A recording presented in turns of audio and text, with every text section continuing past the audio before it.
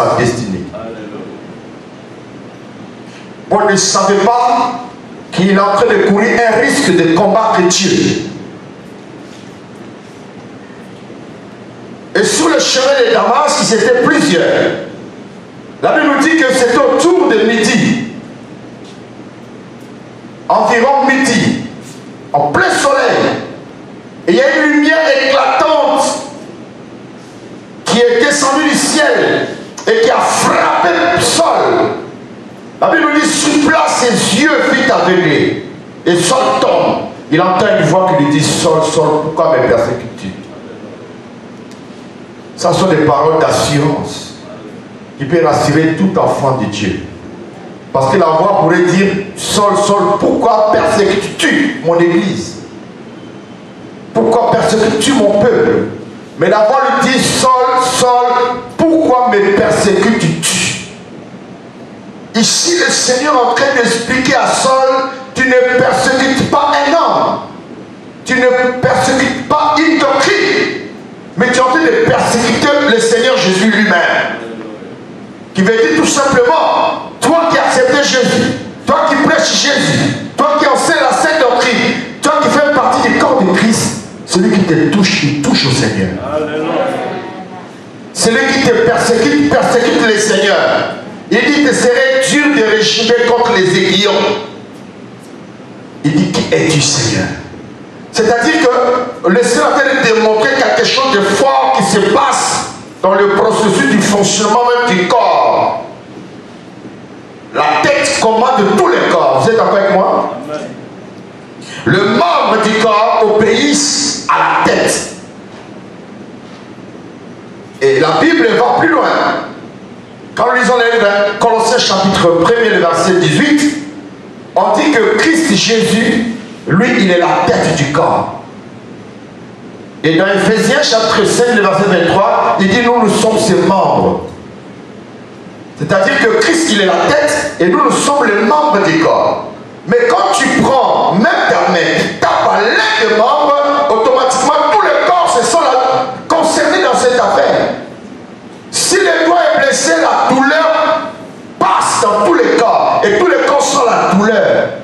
Et c'est le cerveau qui reçoit d'abord l'écho de la douleur. Et le cerveau éparpille ça dans tous les corps. Et tous les corps sentent qu'il y a un membre qui a été blessé. Tout le monde se sent concerné. Qui veut dire tout simplement que ici, celui qui touche à l'un des membres du corps, la tête est concernée. Parce que la tête ressent la douleur et pas tout ça dans le corps, dans tous les membres. C'est une parole d'assurance. Nous ne sommes pas seuls. Il y a la tête qui nous dirige, parce que c'est la tête qui donne la direction. Ça, c'est ce qu'il faut savoir. Et deuxièmement, dans le livre d'Ésaïe au chapitre 5, le verset 9, j'aimerais que nous lisions ça rapidement. Ésaïe 9, le verset... Ésaïe 9. Lis le verset 6.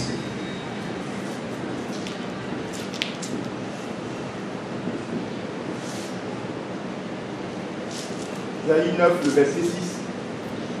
Il lit la parole.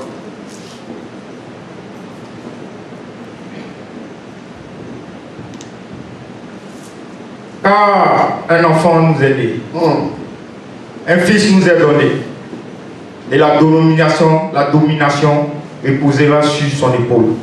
On l'appellera admirable, conseiller, Dieu puissant, Père éternel, Prince de la paix. Un enfant nous est né, un fils nous est donné. Et il est dit, la domination reposera où? Sur son épaule. C'est-à-dire ici, ça sont des paroles d'introduction pour le message. On n'est pas encore arrivé sur le terre. Mais je vais préparer le cœur de quelqu'un pour que tu le saches. Tu n'as jamais été seul. Pour que le monde sache ici que l'Église, le corps de Christ, appartient au Seigneur. Et le Christ veille sur son Église. Et là, il est dit, la domination reposera sur le pôle de cet enfant qui vient de naître. Sur le pôle de celui qu'on appelle le Messie. Sur le pôle de celui qu'on appelle le Christ. Or, le pôle, ce n'est pas la tête du corps. Le pôle fait partie du membre du corps. Ici, nous voyons déjà la vision que Christ le chef de l'armée de l'Éternel. Parce que si on parle dans le terme des officiers, ceux qui ont fait l'armée comprennent ce que je vais dire ici. C'est parce que dans l'armée, c'est sous les épaules que l'autorité repose. Quelqu'un me suit? C'est sur les épaules on arrive à distinguer les différents sortes de grades de chaque autorité. Et là on dit l'autorité de cet enfant reposera où? Et le pôle, c'est la partie du corps ou bien le membre? Hein?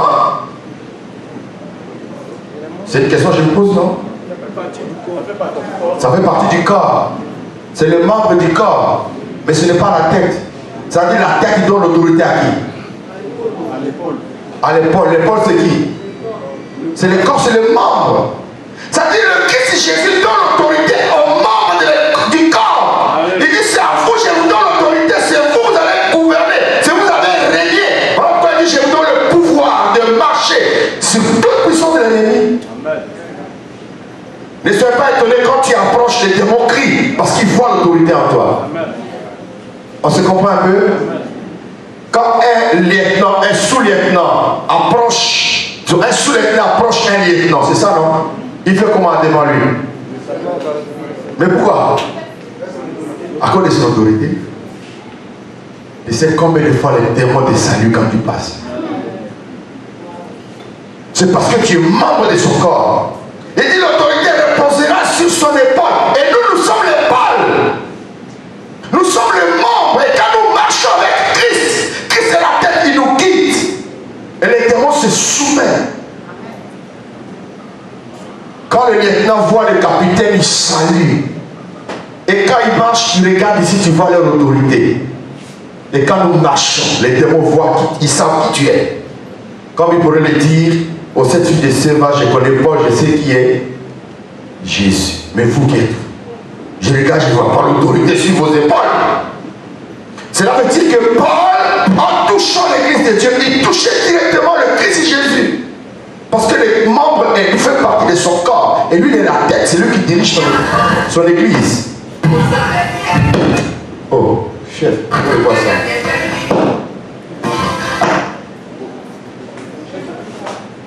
Ok, suivez, ne soyez pas distrait.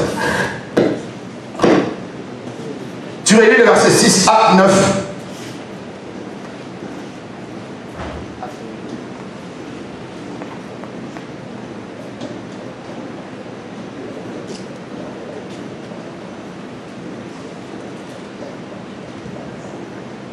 Acte 9, le verset 6. Tremblant et saisi d'effroi, il dit, Seigneur, que veux-tu que je fasse? Et le Seigneur lui dit, lève-toi, entre dans la ville et on te dira ce que tu dois faire. Vous voyez, ici, on nous parle des sols qui tombent. Après avoir été frappé par l'éclat du soleil, il tombe. Et quand il tombe, il ne voit presque rien. Il pose la question au Seigneur. Le verset est clair. Il pose la question au Seigneur. Seigneur, que veux-tu que je fasse? Pasteur, tu reviens sur le verset 6 là. Écoutez bien le verset.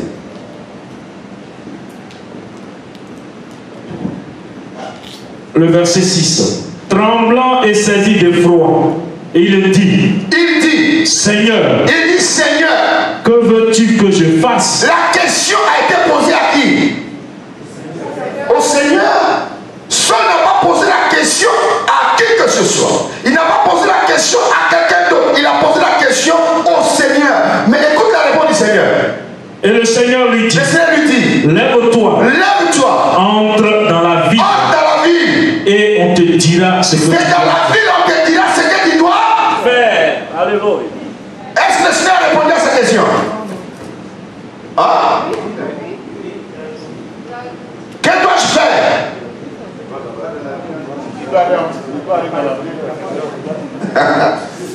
Est-ce qu'il a répondu à sa question? Hein? Qui va répondre à sa question? C'est celui qui est dans la ville. Oh. Attends, comprenez un peu facilement, non?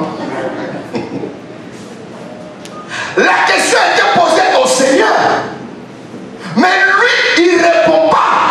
Il dit entre dans la ville, c'est là-bas, tu auras la réponse à ta question. Est-ce qu'on se comprend? Amen. Seigneur, que veux-tu que je fasse? Le Seigneur lui dit, entre dans la ville. C'est dans la ville, il y a une réponse à cette question-là. Alléluia. Cela veut dire que le Seigneur, c'est un Dieu d'ordre. Il connaît ce qu'on appelle l'ordre hiérarchique établi pour l'organisation et la croissance de l'appel ministériel. Quelqu'un peut comprendre que si tu l'appelles directement, Dieu lui dit ce que tu dois faire. Dieu que nous servons, toi et moi, c'est un Dieu de principe. Amen. Il ne peut pas aller outre que ces principes. Parce que ici, il ordonne à Paul. Regarde ici, il dit, entre dans la ville et on te dira ce que tu dois faire. Quand il dit tu dois faire, ça devient quoi? Ça devient un autre. C'est-à-dire, Paul, ça ne reçoit un ordre. Tu dois entrer dans la ville. Et si Paul n'entre pas dans la ville, il ne saura pas ce qu'il doit faire de son appel.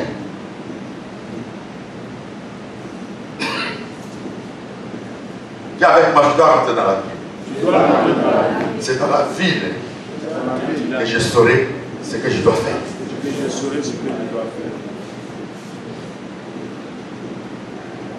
Paul n'a pas dit au Seigneur, où irai-je? Où veux-tu que j'aille? Mais il dit, Seigneur, que veux-tu que je fasse? Et le Seigneur lui dit, entre dans la ville et on te dira ce que tu dois faire. Ça veut dire que dans la ville, Jésus avait déjà préparé quelqu'un pour Saul. Alléluia. Dans la ville, le Seigneur avait déjà préparé quelqu'un qui devait montrer à Paul le pourquoi Jésus l'appelle et ce qu'il doit faire. Il suffisait seulement à Paul d'obéir, d'entrer dans la vie. Ici, littéralement, il s'agit de la ville de Damas. Mais en termes prophétiques, Damas nous révèle une école. Dis avec moi une école. Une école. Merci. La ville dont Jésus parle ici à Paul, c'est l'école. C'est dans cette école-là qu'il y a un père qui est là. Alléluia. Et dans cette école-là, le père a le devoir de t'équiper. Tu ne peux pas aller comme ça seul, parce que tu as besoin d'un équipement. Mais j'ai préparé quelqu'un dans la ville pour t'équiper. Voilà pourquoi il faut que tu rentres dans la ville. Je n'ai pas une réponse à te donner maintenant. La réponse, tu l'auras à la personne que j'ai préparée pour toi qui est dans la ville. Entre dans la ville. C'est pas bien tu es en train d'interpeller les uns les autres. Tu veux me servir, c'est ok. Je t'appelle au ministère, c'est ok. Mais entre dans la ville. Alléluia. Va dans l'école. Il y a quelqu'un que j'ai préparé pour te former, pour te montrer la voie. Est-ce qu'il y a quelqu'un qui m'entend? Alléluia.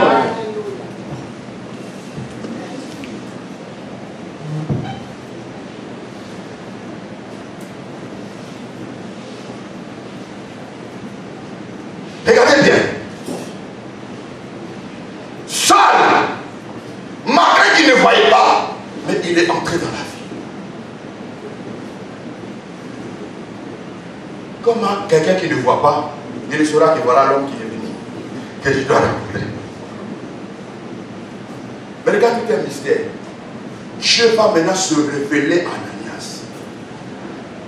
Et c'est à Ananias que Dieu va révéler le but, le pourquoi il a appelé cet homme.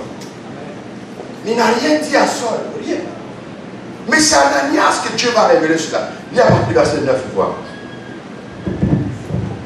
Lis le verset 10. Du verset 15.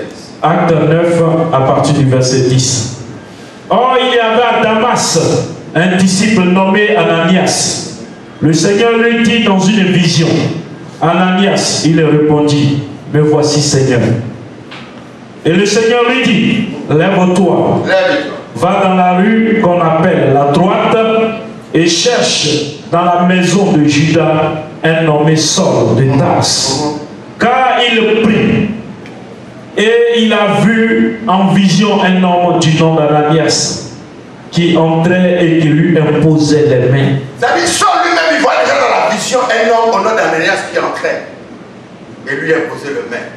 Il sait qu'il y a Dieu en train d'envoyer quelqu'un vers moi ici. On continue, dit quoi? Afin qu'il recouvrât la vue. Ananias répondit, Seigneur, j'ai appris de plusieurs personnes tous les maux que cet homme a fait à tes saints dans Jérusalem. Et il a ici des pouvoirs de la part des principaux sacrificateurs pour lier tous ceux qui invoquent ton nom. Mais le Seigneur lui dit, va, car cet homme est un instrument. Écoute maintenant ici. Pendant que Saul a les yeux fermés, il attend qui va venir vers lui. Mais Dieu révèle pourquoi il a appelé à qui? Ananias. Mais pourquoi pas Saul?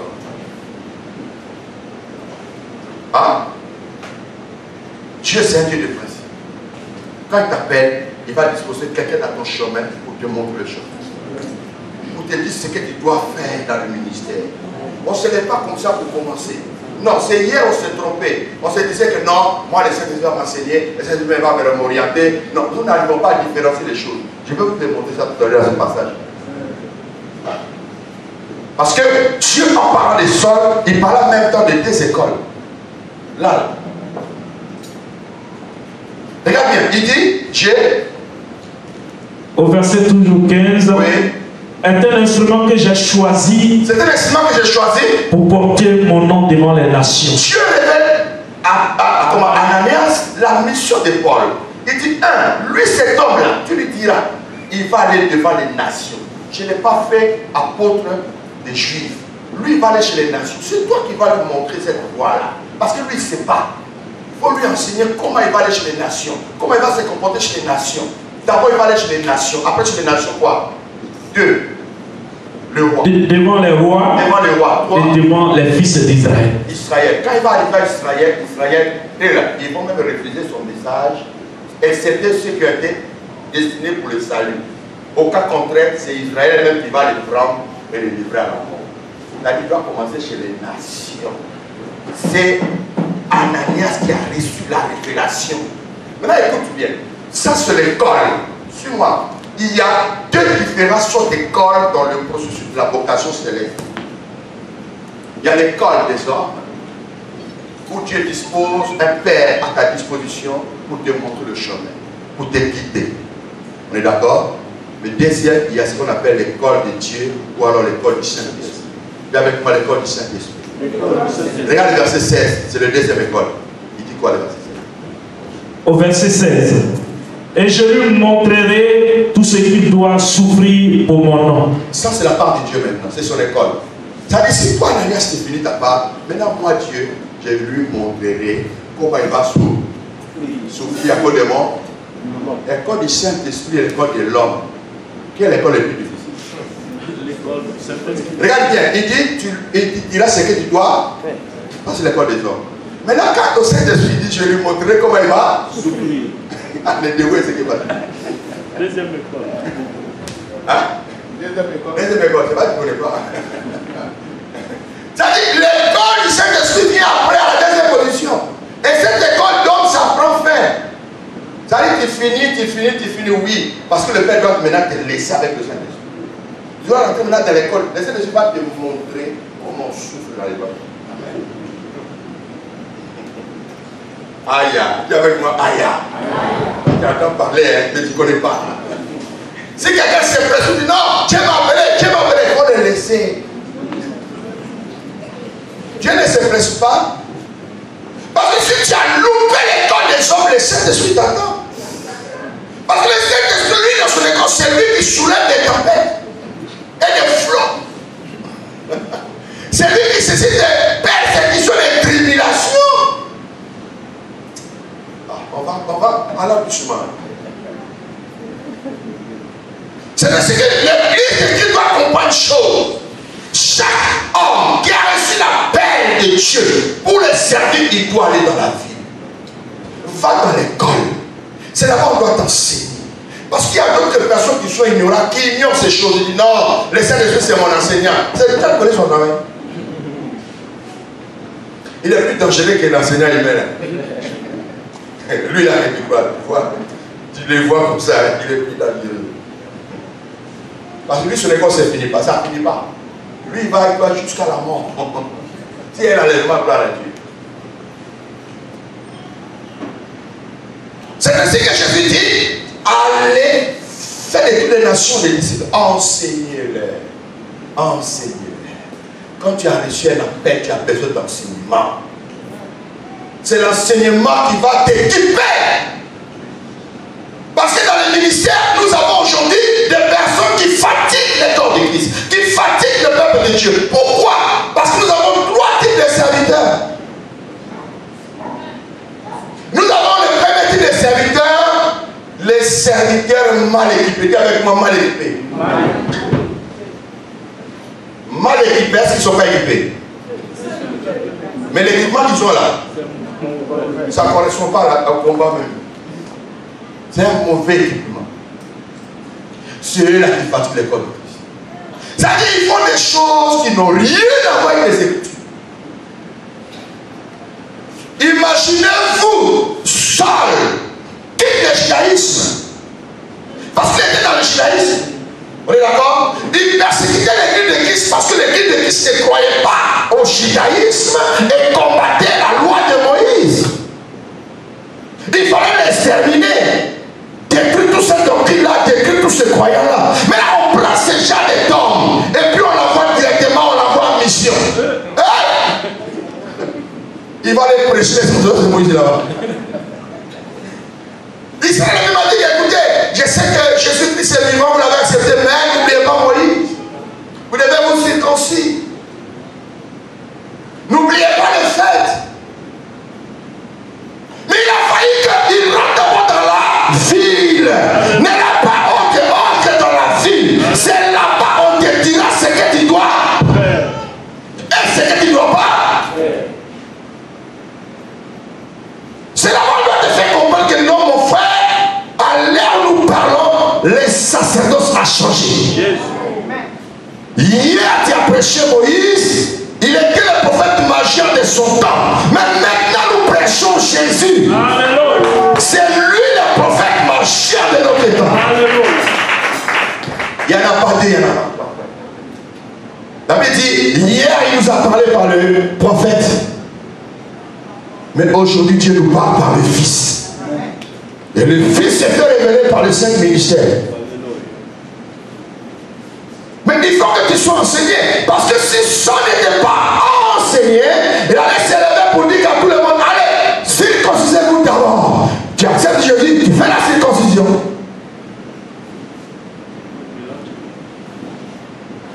N'oubliez pas la fête des tabernacles.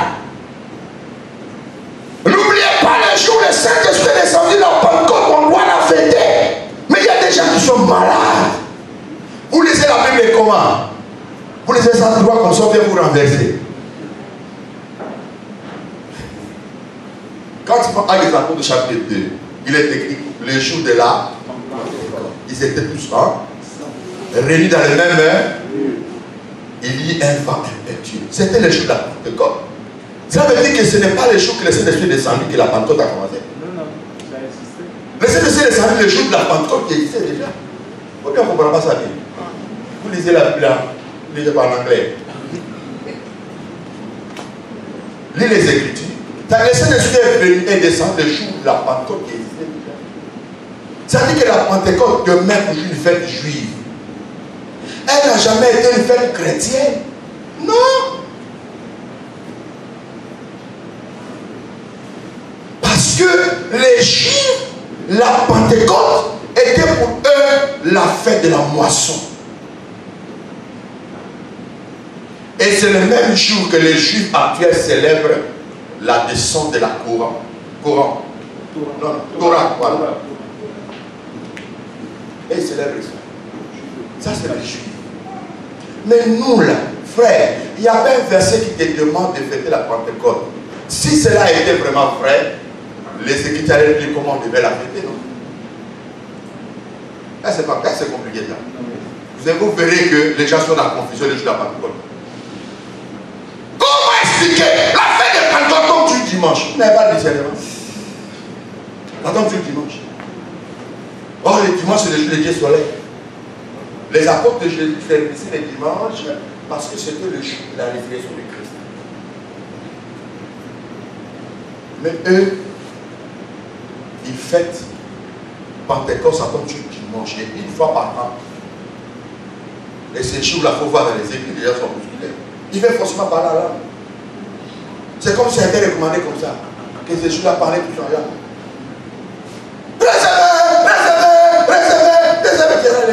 Et puis il n'y a rien. Ça se transforme en délivrance. Ce que tu as fait le jour de la Pentecôte, que quand tu as fait le fête là, il faut faire ça un autre jour. Tu vas voir ça demain. Il faut faire un autre jour qui n'a rien avec la fête là. C'est ce qui va faire. Parce que celui ne connaît pas faire de la Pentecôte. Lui, il est là pour se manifester dans son église chaque heure que vous allez le voir. Paul n'a pas dit aux chrétiens de Corinthe, bon, vous n'avez pas entendu qu'il y a un Saint-Esprit? Il dit non, ok. Attendez le jour de la Pentecôte, je vais vous imposer les maîtres des jours là, vous allez recevoir le Saint-Esprit. Non! On dit si Paul a imposé le maître et ils ont reçu le Saint-Esprit. Mais le Saint-Esprit n'a pas un jour particulier qui doit être fêté. D'abord, on ne peut même pas la fêter. Comment on peut faire ça? Comment on peut faire? Si c'est comme ça, là, frère, on va ressembler aux religieux. Parce que dans la religion, il y a des fêtes qui n'ont même pas de connotation biblique. C'est-à-dire, on va fêter Christ Jésus qui a marché sur l'eau, il ne s'est pas noyé. On va fêter ça. Parce que le religieux fête même la montée, et la montée même de Marie avec son corps qui ne sont même pas écrits. Voilà les serviteurs mal équipés. Il dit des choses qui ne sont pas assises dans les Écritures. Entre dans la ville, on va t'enseigner ce que tu dois faire dans le ministère, ce que tu ne dois pas faire, ce que tu dois enseigner, ce que tu ne dois pas enseigner. Vous n'avez pas remarqué la Pâque là, ça tombe sur quel jour? Dimanche. Vous n'avez pas la révélation. C'est-à-dire qu'il y a ce jour dimanche. Le jour de Dieu serait dimanche. C'est les religieux. C'est la mère des églises babyloniennes qui a créé ça. Sortez du milieu de mon peuple. Pâques, Pentecôte, ce sont des fêtes juives. Ce n'est pas chrétien. Si tu es chrétien là, reste à la fête, tu vas m'expliquer comment la Bible nous dit comment on doit faire de la Pâque. La seule chose, Jésus a recommandé à l'église de manger la Sainte Seine et de faire le baptême. C'est les deux choses. Jésus n'est pas dans les fêtes. Pourquoi? Parce que le fête juif a été un langage imagé de Dieu. Ça parlait de quelqu'un qui allait venir. Et Christ est venu pour accomplir la Pâque. C'est lui, Paul nous révèle que Christ est le véritable Pâque. La vraie Pâque, c'est le Christ Jésus. Parce qu'en lui, nous avons le Père. En lui, nous avons les êtres amers. En lui, nous avons l'agneau de Dieu. En lui, nous avons le Père. C'est lui qui est l'ensemble de tout ce qu'on appelle Pâque. Voilà pourquoi Moïse a dit aux enfants d'Israël, immolons la Pâque. Comment on peut immoler le Père? Dans l'Exode 12, il a dit, on va immoler la Pâque. Mais comment on peut immoler les fêtes? Moïse voyait de loin que la Pâque, la personnifiait quelqu'un. Alléluia. Vous comprenez un peu? La moisson, c'est le Christ. Il est la prémisse. Première récolte de la moisson, c'est le Christ. C'est-à-dire, toi et moi, nous sommes de la semence de blé. Mais quand tu as voulu récolter la première moisson, c'était le Christ. C'est lui le né entre tous les frères. C'est lui. La Bible dit Dieu veut qu'il soit le premier en tout et pour tout. La moisson parle de la résurrection. Il meurt et il ressuscite. Ce sont des ombres, Colossiens le dit. Que personne ne bouge au sujet de fait, c'était l'ombre de bien à venir. Mais la réalité est en Christ. Tout ce fait-là parlait de Jésus. Les tabernacles parlaient de Jésus.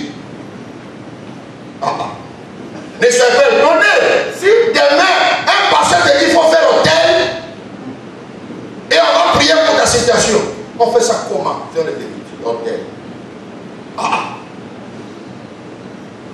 L'église va où? L'église va où? Ce sont les serviteurs mal équipés. L'hôtel dans l'Ancien Testament, c'était l'autel sur le lieu qu'on appelait le parvis. Il y avait l'autel du rein. On est d'accord? Cet autel du rein a représenté la croix de Christ Jésus. Et représentait Christ Jésus lui-même. Parce que le rein est le symbole de chichement. On se comprend un peu? Le rein est le symbole de chichement dans les termes prophétiques. Et quand le Christ Jésus dit à Moïse, pardon, Jésus dit à Nicodème, comme Moïse éleva les serpents périns dans le désert, de même le Fils de l'homme sera élevé. Je suis le serpent périn. Parce que le rein symbolise moi. Pourquoi Christ vient comme étant le juge? À la croix, Christ a jugé le diable et l'a condamné. Sinon, de Genèse, c'est-à-dire d'Adam jusqu'à Moïse, les gars n'étaient pas condamnés. Mais c'est à la croix, elle a été condamnée. Il va à l'enfer. Voilà pourquoi la croix a la forme de la balance. Vous savez ça? La croix a la forme de la balance. C'est là-bas, il y a un tribunal. À la croix, il y a un tribunal. Satan a été condamné et jugé. C'est chou là. Lui et tous ses démons. Voilà pourquoi Christ récite, je vous donne le pouvoir de marcher sur tout. Ça qu'on le fait déjà déclarer, il sait. Et ils savent qu'ils vont aller à l'enfer. Ils savent. Oh, on a beaucoup de choses à dire à ce propos. Viens à l'Esprit, tu auras la profondeur de ces choses-là. Gloire à Jésus. Cet Esprit n'enseigne pas comme les autres. Ils ont fait des copier-coller. Nous, on enseigne ce que le Saint-Esprit nous a révélé. Pour que les Écritures soient beaucoup plus éclairées pour ta vie. Pour que tu sers le Seigneur selon sa parole. On ne peut pas appeler ça institut théologique, institut biblique. Et comment? Pastoral. Non, on reste dans les Écritures. Institut biblique parce que c'est la Bible que nous étudions. Nous restons dans la Bible. Viens avec ta théologie. Nous restons dans la Bible. On va briser ta théologie. Quelle licence là, ça va tomber. Tu vas savoir que non, il y a écriture et bien écrit. Alléluia.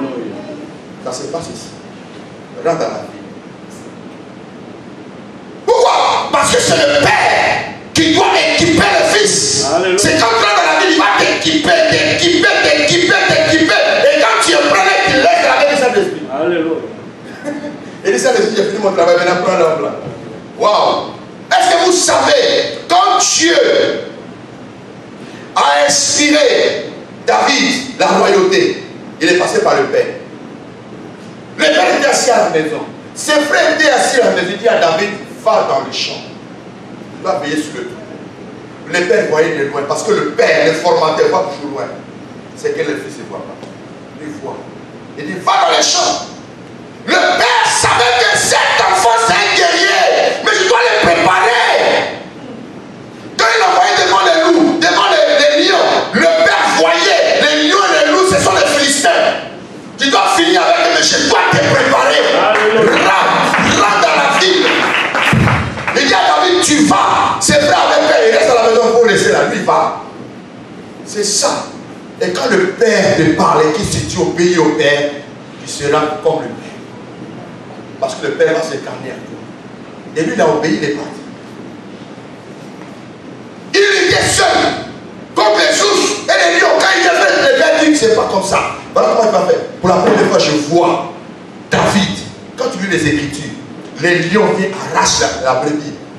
David, au lieu de lutter, il a commencé à poursuivre les lions.